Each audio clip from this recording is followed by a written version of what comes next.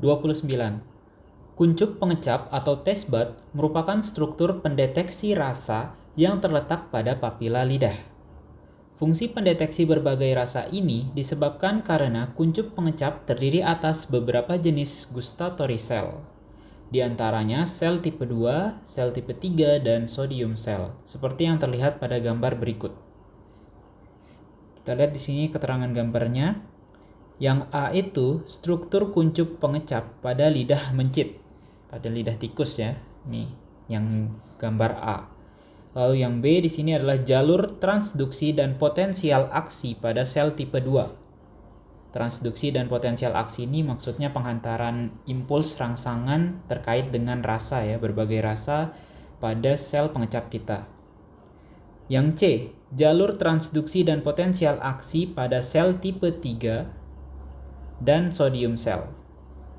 Oke, kita masuk ke pernyataannya.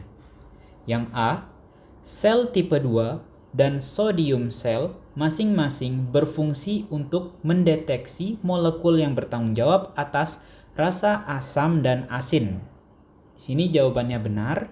Kenapa dia benar? Karena di sini kita amati lagi sel tipe 2 dan juga sodium cell, berarti yang dua ini ya.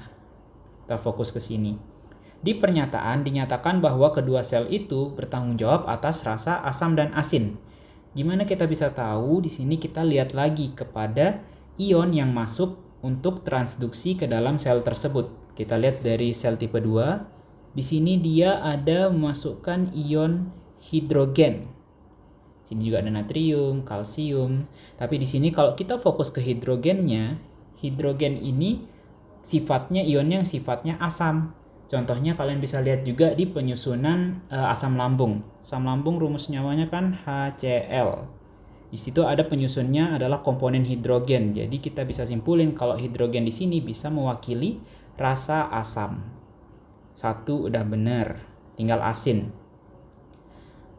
Ya di sini bisa dua cara juga kalau yang asin. Kalian bisa lihat di sini juga namanya udah jelas kan, sodium cell transduction. Jadi di sini sudah bisa kita simpulin kalau dia berkaitan dengan transduksi rasa asin. Selain itu kita juga bisa lihat dari cara tadi, ion yang masuk itu ion apa, dan di sini yang masuk adalah ion natrium, penyusun untuk senyawa yang sifatnya asin, contohnya garam ya. NaCl, salah satu komponennya adalah natrium, dan di sini transduksi sinyalnya juga menghantarkan ion natrium. Jadi di sini bisa kita simpulin jawabannya benar. Yang kedua, sensasi rasa umami kemungkinan disebabkan oleh aktivitas sel tipe 3. Sebelumnya umami itu rasa yang gurih ya, terkesan gurih, dan dia kalau kita lihat posisinya itu dia menyebar di sekitaran tengah dari papila lidah. Ujung seperti biasa kita kenal sebagai impuls rasa manis, kemudian di sini depan sedikit menyamping itu untuk rasa asin, di sedikit ke belakang di lateralnya di tepiannya itu untuk rasa asam, dan di ujung belakang itu untuk rasa pahit. Sementara umami itu menyebar di antaranya. Nah, di sini jawabannya itu benar. Kenapa demikian? Karena kita lihat di sel tipe 3 ini ada apa aja yang dimasukin? Ada natrium, lalu di sini ada yang namanya tastan. Tastan ini senyawa yang umum untuk kelima rasa tersebut. Jadi di sini jawabannya benar.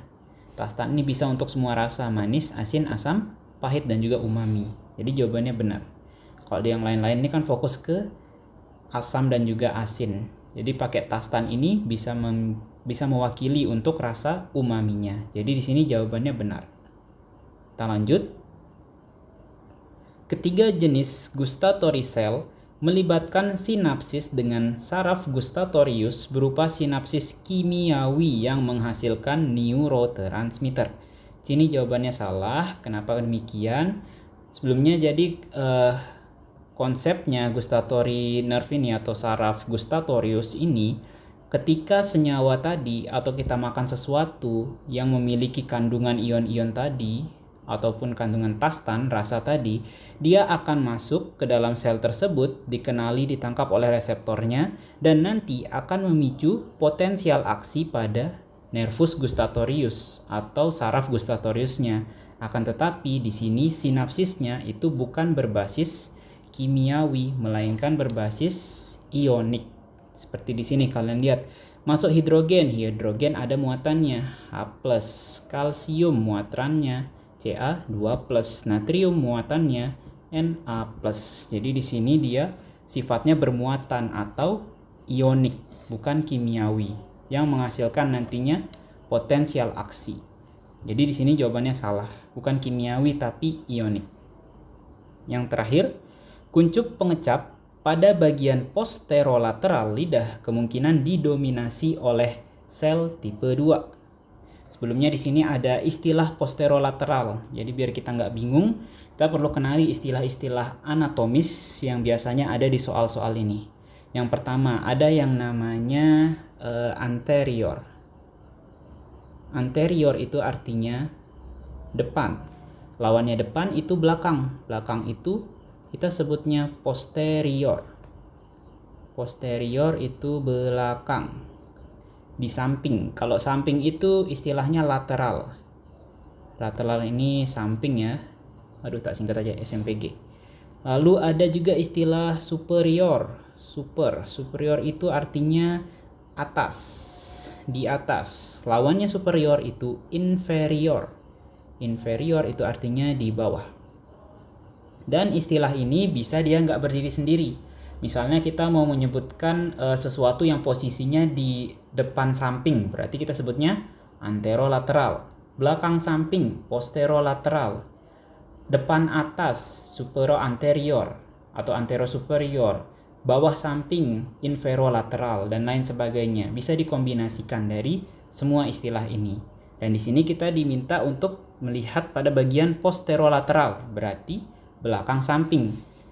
Kemungkinan didominasi oleh sel tipe 2. Tipe 2 tadi bisa kita lihat dia dominasi untuk memasukkan rasa asam. Dan di sini kita lihat lagi. Kalau berdasarkan posisinya, posterior dan posterolateral itu ada rasa pahit di tengah-tengah atau di paling belakang, dan di lateralnya itu ada untuk rasa asam. Jadi di sini jawabannya benar. Sesuai ya.